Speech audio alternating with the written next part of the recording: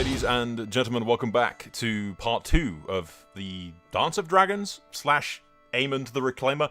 If you haven't watched the first part, which is Team Green with the Dance of Dragons, I suggest to go watching that. But to give you a basic gist, Aegon died, Rhaenyra died, everyone died, and Aemond became regent, and then some other Targaryens mysteriously died, resulting in Aemond becoming king, and having to basically fight about 7 wars and reclaim all of Westeros. I recommend you watch it, but if not, then now you know the gist. Without further ado, we'll jump right into this. We're gonna need new Lord Paramounts as well. There is no way Aemond's keeping the original Lord Paramounts that have rebelled in charge, so we need a new Lord of the Reach, we need a new Lord of the Rock, we need a new Lord of the Vale, and we need a new Lord of the North.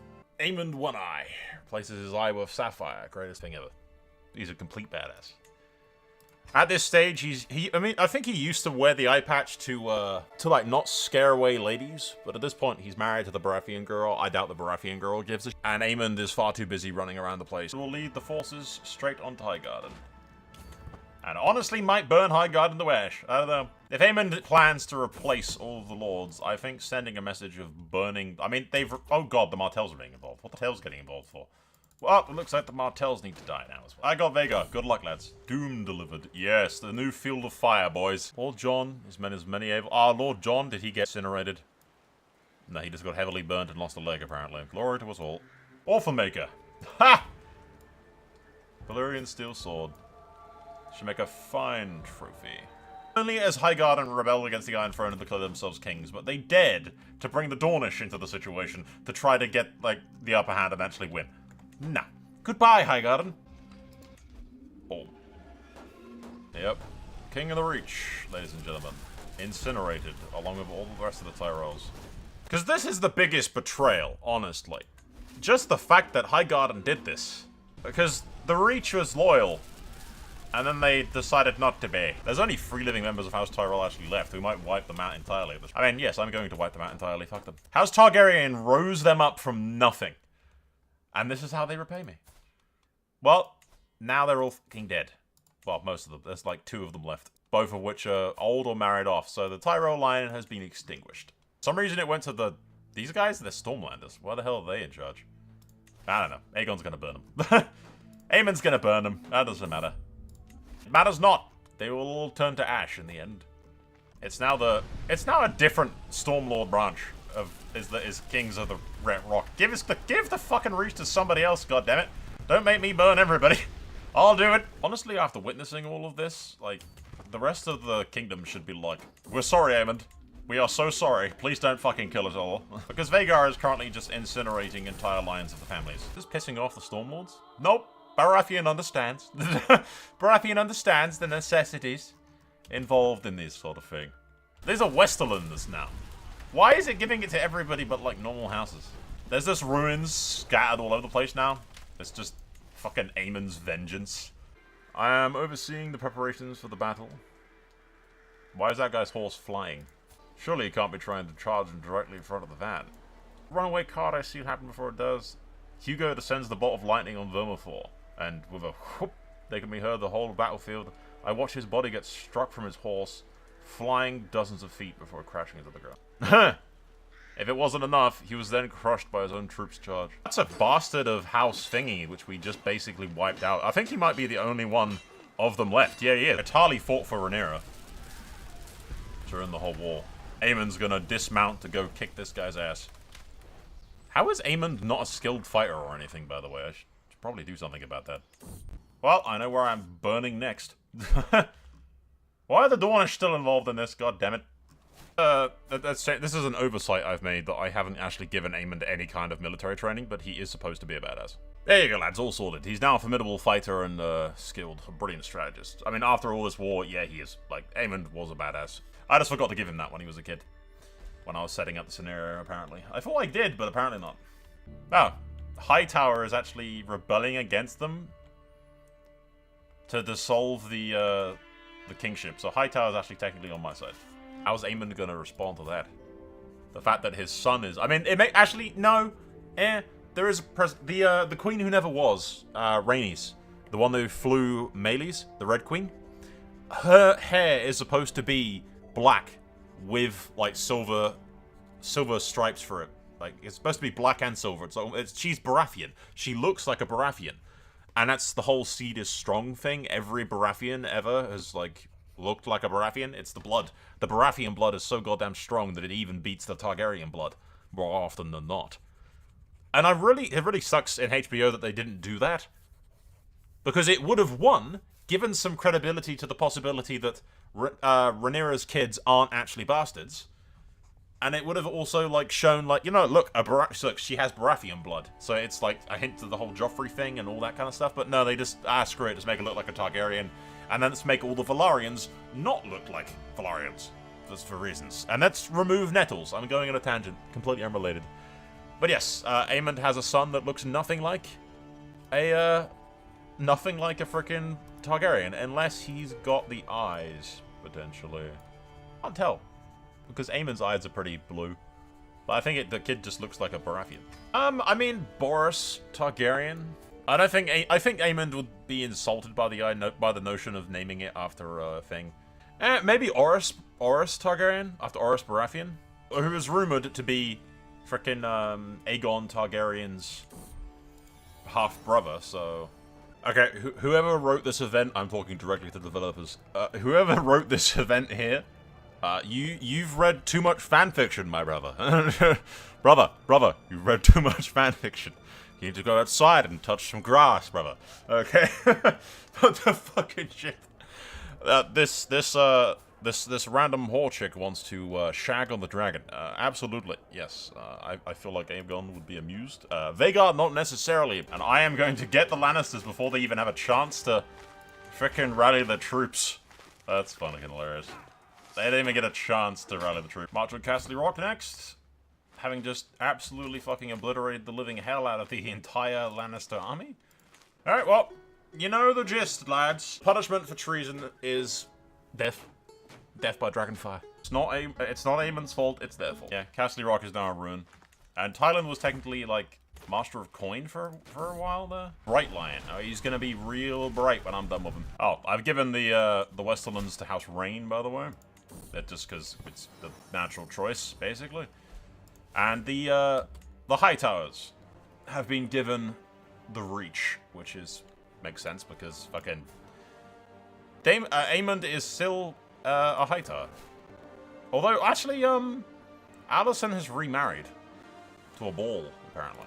Aemond is going to march straight on the Eyrie and say hi to the Arryn. Yes, come to your deaths, little Arryns. Who's the hell's charged me? Some dude assistant's brave fall. And now that we have completely wiped out the forces of the Vale, we'll march on the Eyrie. Vhagar is just a touch powerful. Hello, Arryns. Nice to meet you.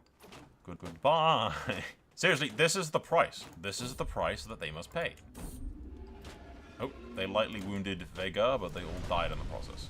Basically, every major house that rebelled against the Iron Throne and declared themselves king is going to be incinerated. Ah, Vhagar has recovered from her wound. It'll be a permanent lesson, ladies and gentlemen. Never again will the houses of Westeros dare to rise against the dragon. At least while they have actual fucking dragons. Those brave bastards, Jesus, they're good at this. I think they, like, prepared. They saw it coming. I wonder why. I mean, they've seen two kingdoms burn at this point. So they've prepared ballistas, I suppose, to hurt Vhagar. Sneaky Arryns. As I do see the trap above the archway, a group of defenders have been waiting on an adjacent roof, and we swoop down. They jump towards Vhagar. Though they miss and they scatter on stone beneath, some brave fools find purchase. Their downward thrusts finding their mark and digging into the men into Vhagar, held by spears and swords. Vhagar rolls in agony and arches up. Shit. Still lightly wounded, though. I think we just killed all the Arryns as well, because it's now in control of the Tarfs, question mark? So that's, what, there's one Arryn left now? There's just one Arryn kid left, just wandering the countryside, somehow alive? Well, there's no way for me to find him, because he's unlanded. But somehow he survived that. The last of the Arryns, gentlemen. Other than the ones at Goldtown and the Port of Arryn, which we will go burn now. Just to make sure. We try to successfully wipe out all of them. Also, why is House Brax now King of the Mountain of the Vale? Weirdly giving these titles to people that aren't, like, shouldn't really be having them. There you go. See, there you go. It's just the one there, and then the two women from the branch that still live. But the Arryns have been wiped the fucking shit out, basically. We have another son who is black of hair again. Aegon, do not with me. You will accept the marriage and marry the Hightower girl. You will do this. No, he will not. Aegon! Dude! Your hopes for betrothing me against my wishes have made the decision for me. I have left to join the Night's Watch, a brotherhood where I won't be traded like a piece of currency. Holy... Aegon? Dude! So, Oris. The irony of the fact that in the end, a Targaryen that's not gonna look like a Targaryen, and then the realm's gonna be like, is it actually Aemond's kid? Jesus Christ, I can't believe this is happening. I can't believe he's done this. And House Hightower starts a feud with us over this. It's not my fault the kid fucked off. But it's a great irony that after all of the Dance of Dragons and everything about the whole, oh, they don't even look Targaryen, fucking Aemond's son and heir now looks nothing like a Targaryen. Good lord. Fuck me. How the hell have we not won this yet? Seriously? I've destroyed their armies how many fucking times? Oh, because they're over here taking territory. I've burnt how many of you now? And it's like, only 76% because they're taking some territory over here. Like, look, I've wiped out their entire army, but now I need to go take back these again. It's always been a thing with me. I swear to hell, in CK2, it was not anywhere near as much of a pain in the ass to get regions back after you lost them. That is the Vale of Arryn secured, ladies and gentlemen. And good lord, what the future holds, I don't know, because currently the Prince of the Realm has buggered off, and the new Prince of the Realm looks nothing, it looks more like a Baratheon than anything else, but it is Baratheon blood, that is what it is. I don't imagine Aemond's too thrilled about that. Next order of business, ladies and gentlemen, dealing with the Greyjoys. And I'm gonna land at Pike before Greyjoy even has a chance to group up his men. I just killed some chick. Sea Smoke just devoured a dude, apparently. Yep, and we burn Pike to the ground, lads. As is tradition. Boom! I think I just wiped out House Greyjoy. Yep, they did. they are all fucking dead. These guys are real fucking dumb. Just surrender, boys. I've already burnt like 5 Lord Paramouncies. What the hell chance do you think you have? I should not have said that. I should not have said that. I hate the disembarking thing. Every time I want to fucking move my troops across the ocean, I have to pay 100 gold. Like, why the hell did... Just have ships. CK2 just has ships. Like a normal fucking person. The High Lords can stay in charge of the Iron Islands. I don't care about it, really. Last but not least, taking back the North from King Cregan Stark.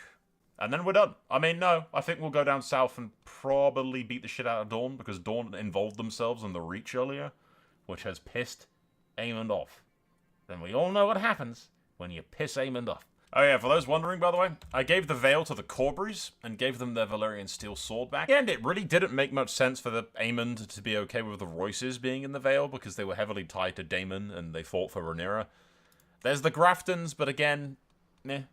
Where the only people that came to mind that I kind of like are the Corberys, because they have a Valyrian steel sword, and Aemond fought them in the battle for the Vale, so maybe he, like, you know, respects them enough, and they're the first people that came to mind as the best warriors that he fought in the Vale. So the Corberys are now Lords of the Vale, because I haven't done that enough, or like at all, really. So yeah, usually I give it to the Royces, but we aren't doing that. Oh, Cregan, my dude, I'm afraid the time has come, Cregan. The time has come. Here you go. Face me, Cregan! Face the might of the dragon. If anyone can kill a dragon in combat, it's Cregan Stark, so I'm kind of slightly worried. Not too worried, but slightly worried. I like how I'm a religious icon, but like not quite legendary figure yet. Because I keep spending prestige. Oof. Well, that was brutal. I got Manderley imprisoned. I don't think Stark was even there, to be honest. Yeah, my wife has been disfigured, apparently. I don't know when that happened, but apparently, yeah. Prince Oris is betrothed to a Valyrian girl to keep Driftmark in the fold. And Prince Balon is betrothed to Daeron's youngest daughter. There, never again will the North use Moat Cailin to defy the South. I kind of feel bad because I really like Cregan Stark. So, you know, if he just comes out and dies, then he won't have to do this. The Starks not only were one of the Rhaenyra's most prominent supporters, they also housed the strong boys for a deal of time. So I feel like Aemond's not going to pull any punches. Aemond's going to treat them the same way he treated all of the other traitors. I'm sorry, Cricket. I'm sorry that it's come to this, my brother. I'm sorry. And I have his other son imprisoned. Honestly, I don't need to burn Winterfell. Because it's 100%. It's 100%. The North is beaten up. Here, like, I killed 2 Starks in the battle. Including the heir to the North. And I have his current heir imprisoned. And Cregan is heavily burnt and wounded. Honestly, I think Cregan bends the knee. Before Aemond can burn Winterfell to a crisp, Cregan just bends the knee. Because, like I said, his heir is dead. I have his other heir imprisoned. Yeah, we'll have Cregan bend the knee. And Aemond will either probably execute him or send him to the... Yeah, lads. At the slaughter of Winterfell, we killed Theon Stark. And we killed Rickon Stark. And also Micah Stark. Micah Stark? I think there was like 4 Starks that we killed or something. And so Winterfell is the only seat of a Lord Paramount that doesn't get incinerated, completely, at least, by Vhagar. Cregan Stark bends the knee, surrenders, and is sent to the Night's Watch. His son, Helmund the Handsome Stark, takes over Winterfell, but is stripped of his Lord Paramountcy, because the Starks will not get away with the treason that they have committed. The Boltons are instead raised up as Lord Paramounts of the North, and will serve the Targaryens well. Or else. But Aemond will go down in history not as One-Eye, other than as perhaps Tyrant, or Avenger, or the Burner, or the Destroyer, or the Ruin of Westeros. I am going to call him at least, well, the title that he's given by history, at least, as opposed to the ones that are definitely whispered behind his back, but only ever behind his back. He is Aemond the Reclaimer. Since basically he reclaimed all of the Conqueror's original, like, conquest, he reconquered everything. So, Aemond the Reclaimer. The only thing that's left to do is to bring Dawn to heel, which I might not have bothered doing if not for the fact that the Dornish involved themselves in Targaryen business. So Aemond will finish what the Conqueror failed to do, ladies and gentlemen. Once and for all, Westeros will be united under fire and blood. Yeah, I think after Aemond's rule of tyranny, it will be Orys, like Orys the Peacemaker, because Orys is gonna bring the realm together, more or less, I think. I mean, like, you'll have the people that will whisper, like, oh, he's black of hair, just like those strong boys were. Good lord, that really must piss Aemond off. I mean, you've seen the fruits of Aemond's pissed off labours. So, you know, I don't think anybody's saying anything in fucking earshot because they don't want to bloody die. We won't burn Sunspear to the ground. Aemond has no reason to burn Sunspear to the ground. They haven't pissed him off much, but they have involved themselves in the business, and they need to be taught a lesson. See, Stark had the common decency to just bend the knee after I crushed his entire army and then took his fucking capital. The Martells are just frickin' being an inconvenience. I suppose it isn't, like, right up their alley, but still. Fuck them. Get the hell out of them. I've been injured. Nope. See, I've wiped out their army, but it's not counting anymore for any kind of war score, so I now need to spend 12 billion years getting individual little castles. This is the part of Crusader Kings 3 that pisses me off. Fucking Aegon tried to tame Grey Ghost and failed, and now he's got burnt, severely burnt. Dumbass, what are you even doing here? Why are you even out of the Night's Watch? What's wrong with you? You are extra crispy.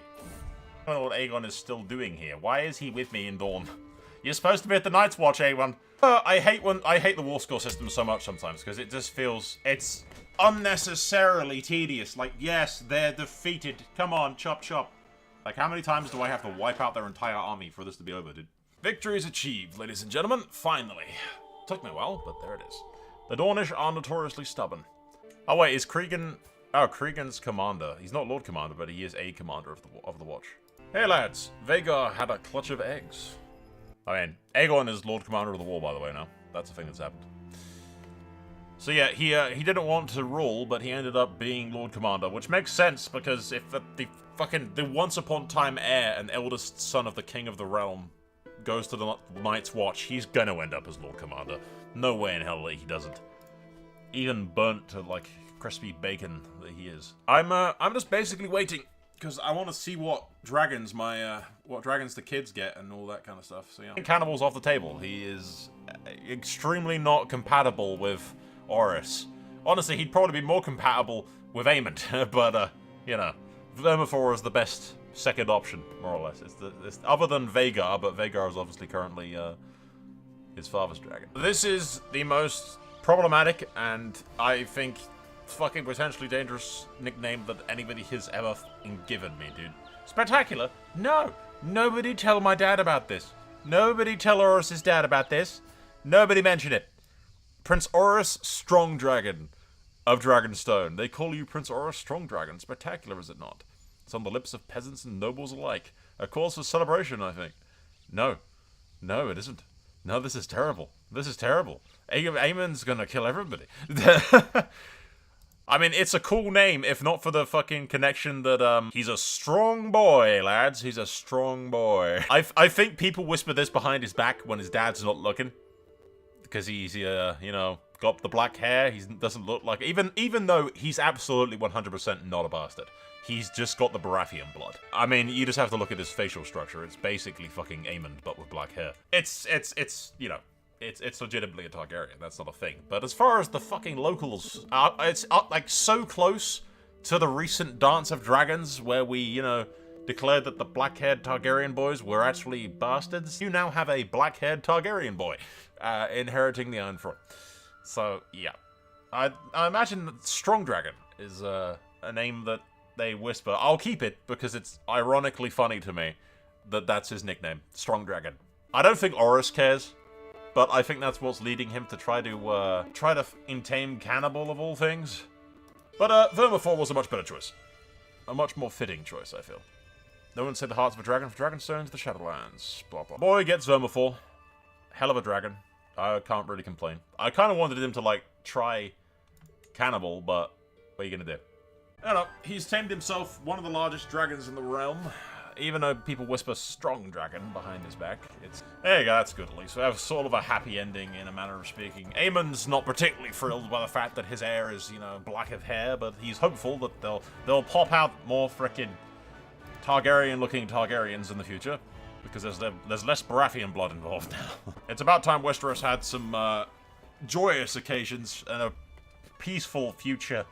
The only downside to the whole event was the fact that their mother died. Under mysterious circumstances, actually. Not of her various illnesses. Someone murdered her. I have no idea who. Anyway, though, we will wrap this up. And, screw it, we'll cheat and find out who the hell murdered the Queen. That's what I want to know. Who murdered the Queen, ladies and gentlemen? Who the English dude murdered the Queen?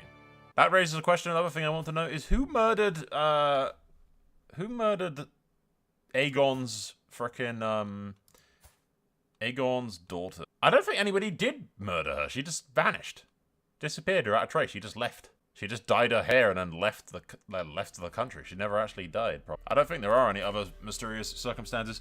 If you're wondering what happened to Jaehaerys, I don't think I mentioned before, but he just died of being brutally mauled at some point. Bit of an anticlimax for you, but there we go. He died of his wounds just being brutally mauled. Rome is at peace, ladies and gentlemen. Prince Orys Targaryen, the strong dragon, whispered behind his back mostly, when his father isn't listening, returns to Dragonstone with his bride and soulmate, Princess Gale Darktide. And hopefully they pop out a bunch of Targaryen-looking children, probably, because there's less Baratheon blood involved now. At any rate, the realm is at peace, and we will wrap this up here. I now need to go play, like, all of Rhaenyra's side of the war. Because this started off as Dance of the Dragons, and then quickly turned into the Reclaimer. And, yeah. It's getting a lot of shit done. A lot of shit. And still more stuff to do, ladies and gentlemen. So, without further ado, I thank you for watching. Remember to like, subscribe, click, blah, blah, blah. You know where the buttons are. Every YouTuber goes on and on about it. I'm sure you guys can figure it out. I will see you guys in the next video. Thank you for watching. Soul out.